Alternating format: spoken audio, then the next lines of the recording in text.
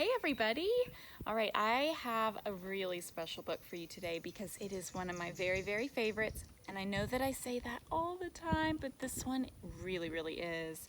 It's called Summertime in the Big Woods, okay, and it is about some really special little girls that I have grown up with. I used to read these books whenever I was a little girl, when I was your age, and I love them. All right, so this one is Summertime in the Big Woods, and I chose to read this one today because it is summertime. It is June and we're home and we're just hanging out and the birds are chirping and the sun is shining and it's getting hot every day and I love it. All right, so Summertime in the Big Woods. Once upon a time, a little girl named Laura lived in the big woods of Wisconsin in a little house made of logs. She lived in the little house with her pa, her ma, her big sister Mary, her little sister Carrie, and their good old bulldog, Jack.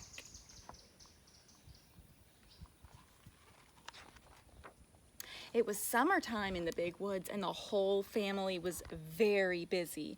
Pa worked hard all day in the fields. So look at that, he's working on the plants. Laura and Mary helped Ma weed the garden.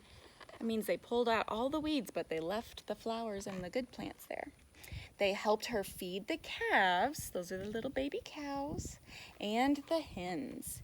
They helped her gather the eggs. So look, they're picking up eggs from the chickens so that they can have eggs for breakfast. Summer was also the time for visitors.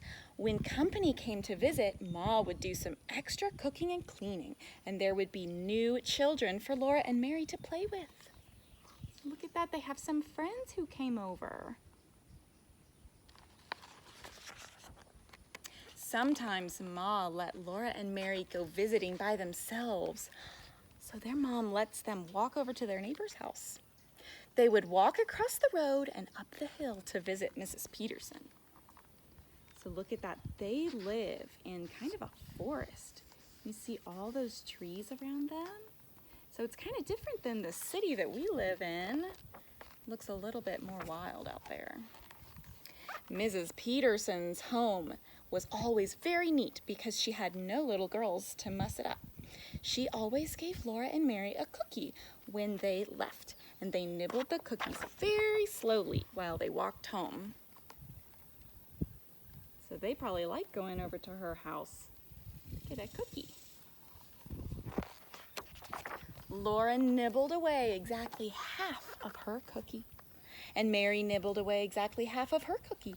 They saved the other halves to give to baby Carrie when they got home.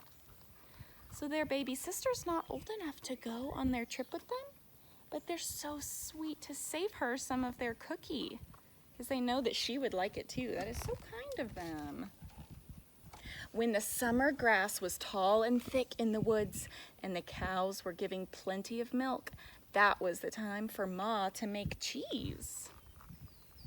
So there are the cows, that's where they got the milk.